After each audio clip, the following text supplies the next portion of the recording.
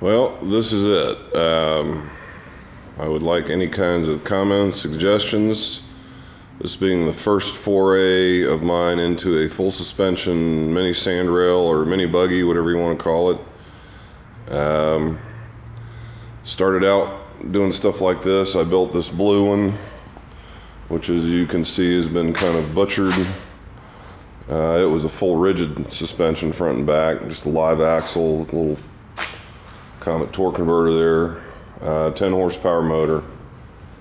And my son outgrew it. He's now 14 and 6'5", so I'm building something bigger.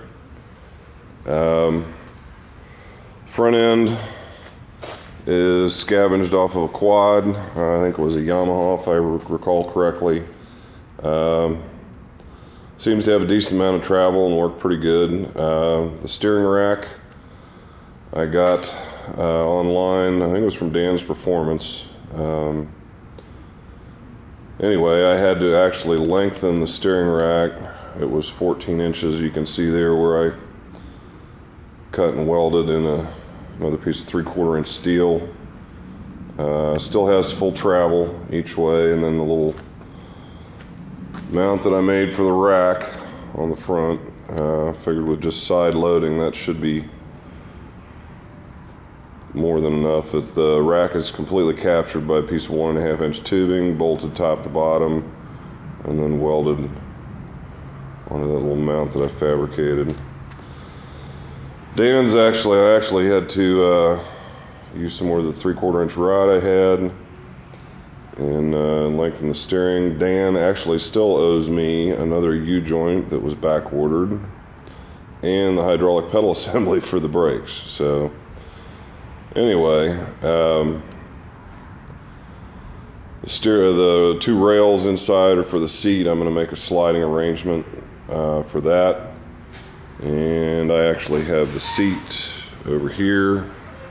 It's a race trim, the extra tall bucket with the removable cushion, whatever you want to call it. Anyway, that bolts into the rails. And the cage, I don't have all of the diagonal bracing or anything done by any stretch, but as you can see, I got some compound bends in it.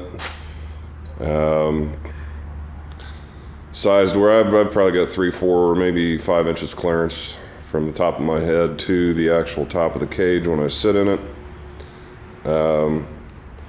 Got approximately 34 or 35 inches inside to inside on the frame rails there, and 24 inches outside to outside on the bottom frame.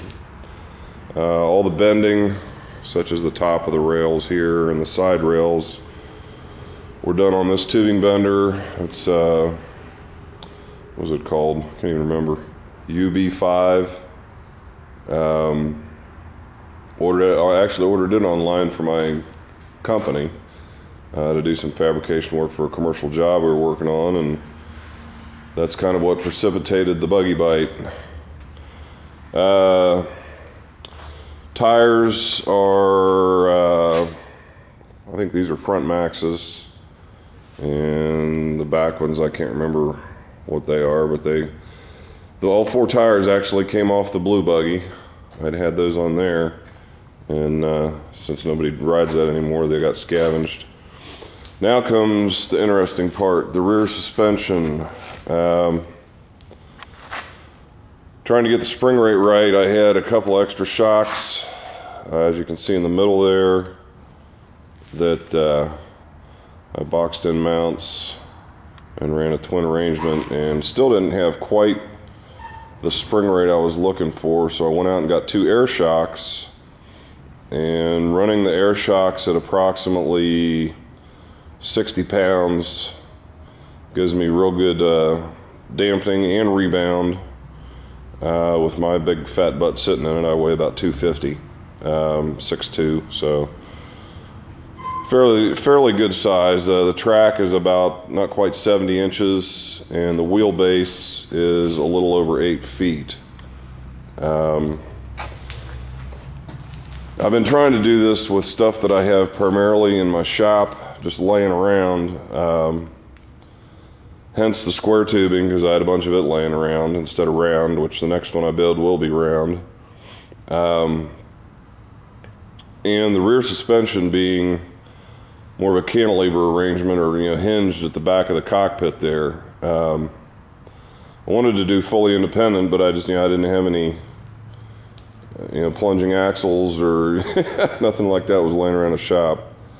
So anyway, I mean, I've got about probably 6 or 7 at least inches of travel on the back, and I really haven't done much except mock it up and put in some temporary bearing carriers and bearings just to get everything lined up.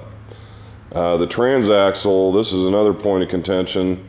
It's a Comex made by some company over in Italy, and I've actually found their website and sent them an email trying to find out what kind of horsepower limitations this might have.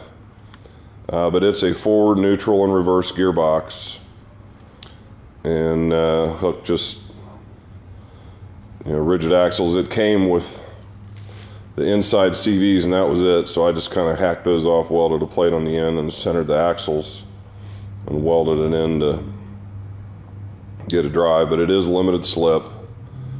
Any comments on that, or if anybody knows about Comex or knows this particular unit, I would appreciate any ideas as far as horsepower limitations. I guess it's used on some sort of mini cars over in Europe, evidently.